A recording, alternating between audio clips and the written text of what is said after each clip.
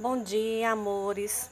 Estamos começando hoje mais uma aula de língua portuguesa, onde iremos trabalhar literatura clássica, né? Nós iremos trabalhar alguns movimentos literários que achamos que é de suma importância que vocês tenham conhecimento para que próximo ano vocês não adentrem ao segundo ano com uma defasagem de conteúdos relacionados à literatura, né? Então vamos lá. Com relação a essa literatura clássica, nós iremos ver apenas algo bem resumido, né, para que vocês possam ter um pouco de conhecimento.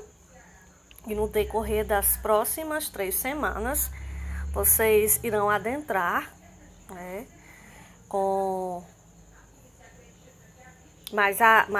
irão adentrar mais a fundo ao conteúdo, visto que vocês irão fazer um trabalho em equipe. Trabalho esse que será apresentado no Google Meet, né, em forma de seminário. Então, vamos lá. Aqui tem o mapa mental desses 4 movimentos literários, conhecido como a literatura clássica, onde começa com o trovadorismo, que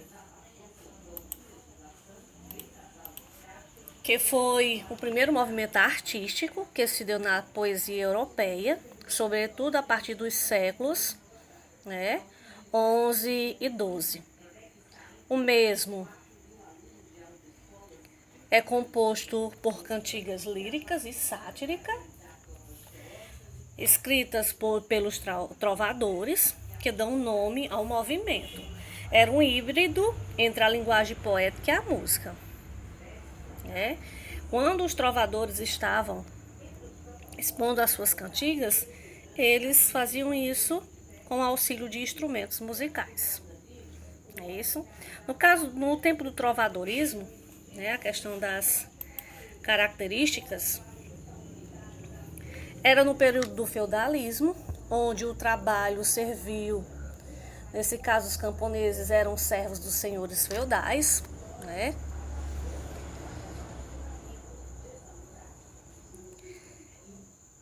O tipo de obras eram poesias ou novelas de cavalaria, visto que no tempo do trovadorismo, na Antiguidade Média, existiam os cavaleiros, e essas novelas de cavalaria, elas contavam histórias heróicas desses cavaleiros. Com relação ao gênero sátiриco, este foi dividido em cantigas de escárnio e maldizer. No caso das cantigas de escárnio, estas apresentavam uma crítica indireta, onde se abordava situações da época e apresentavam uma linguagem popular. E as cantigas de maldizer eram uma crítica direta, Os temas, os mais pesados, e apresentavam uma linguagem de baixo calão. Com relação aos gêneros líricos, as cantigas de amor. As cantigas de amor, o eu lírico era um homem, onde existia a questão do amor cortês, e o tema que era tratado nessas cantigas era o amor platônico.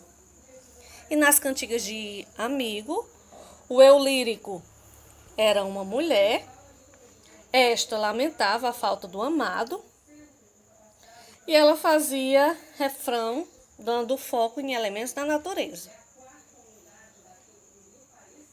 E a questão do teocentrismo, que também é uma das características do trovadorismo.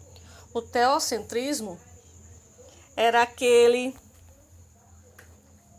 movimento, onde Deus era considerado o centro de tudo. Sendo que, na época, a Igreja Católica era que dominava tudo. Era a Igreja Católica que determinava o que você deveria ou não fazer. e as pessoas acabavam fazendo o que era determinado pela igreja. Caso contrário, é como se elas não tivessem um lugar no céu. Então, após o movimento do trovadorismo, vem o classicismo, né? Que é um movimento cultural que fez parte do Renascimento europeu nos séculos XV e XVI. Nessa época houve a Reforma Protestante, que foi um movimento liderado por Martinho Lutero, onde este enfocava os erros da Igreja Católica, que até o momento as pessoas não conheciam. Nesse mesmo período, acontece o fim do sistema feudal e o início do capitalismo. O capitalismo foi um movimento, é um movimento, né, onde há a questão do trabalho assalariado. E, diferente do trovadorismo, nós temos o antropocentrismo. E o que vem a ser o antropocentrismo? O antropocentrismo significa que o homem é o centro de tudo. É o centro de tudo, né? Ele era dono de si, né? Então, tem estudiosos, né, de fato houve que não pode nem ser considerado movimento literário, né, mas para alguns é como se fosse. Entre o trovadorismo e o classicismo, que vem a ser o humanismo, também conhecido como Renascimento. Então você poderia até me perguntar, Lidiane, o que foi isso, né? O que foi o humanismo? O humanismo foi aquele período onde o homem, né, ele passou a se perceber como o centro das realizações do universo. Como se houvesse caído a venda de seus olhos, né? Então, depois do classicismo vem o barroco, que foi um estilo que dominou a arquitetura, a pintura, a literatura e a música na Europa do século XVII.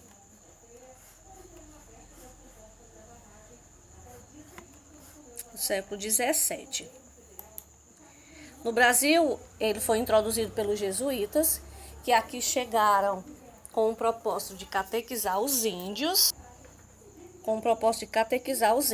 né? Os estilos literários da época do barroco eram o cultismo, onde se enfocava em suas obras o jogo de palavras, e o conceptismo, onde se dava foco aos jogos de ideias. O barroco em si, ele ficou conhecido pela riqueza de detalhes e o exagero, né? O barroco, ele tem como principais representantes Gregório de Matos, né, que ficou conhecido pela sua irreverência, por ser irreverente e crítico, né, onde ele apresentava um estilo culto e ele focava uma variedade temática, né?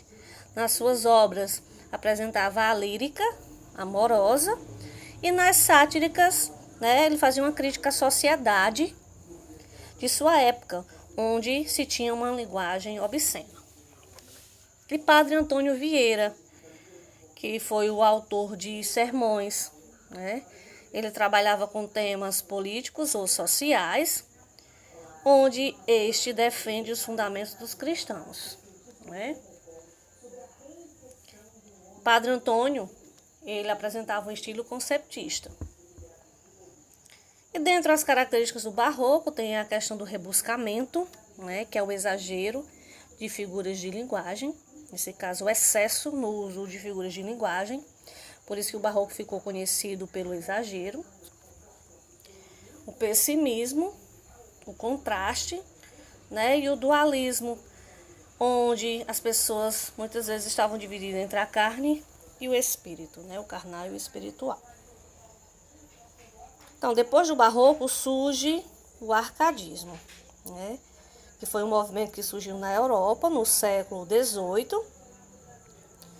Este é o oposto do barroco, onde retrata muito a questão do nacionalismo, onde se dá valor ao que é nacional, não é isso? o bucolismo, né, que enfoca o ambiente pastoril e apresenta uma linguagem simples, diferente do barroco, que apresentava uma linguagem cheia de rebuscamento, né? Então, meninos, compreenderam o que foi dito até agora? Caso não, é só me acionar no PV que eu estou à disposição. O que eu quero de vocês agora é que vocês vão até o Google Sala de Aula e respondam as questões que lá se encontram. Com relação ao nosso trabalho, que foi falado anteriormente, aqui nós temos algumas equipes que não dá para se perceber bem no slide, né? Que aqui nesse formato acabou desorganizando, né? Mas eu irei acionar as lideranças no PV e irei dizer com qual tema ficar. Cada equipe, né? Serão 4 equipes. Cada equipe ficou com um dos movimentos literários que eu acabei de falar, onde vocês irão pesquisar características, contextos, principais autores e obras, para que vocês possam elaborar um seminário e este seminário seja apresentado no Google Meet, né? Então, até a apresentação, nós iremos ficar conversando, né, pelo WhatsApp, para que eu possa ajudá-los na pesquisa ou que eu possa esclarecer qualquer dúvida, visto que o trabalho se trata de um trabalho em equipe. Não só o líder irá fazer, mas toda a equipe irá fazer. Então, as próximas 3 semanas será para a realização deste trabalho.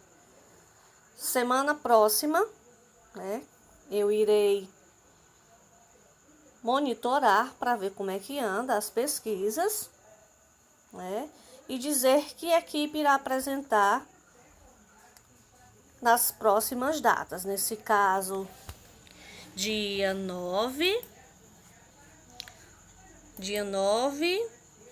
e dia 16. Né? Essa apresentação será no Google Meet. Então, até lá eu disponibilizo o link para que possamos colocar em prática o que se está sendo dito, né? Então, tchau, tchau, boa sorte e até a próxima.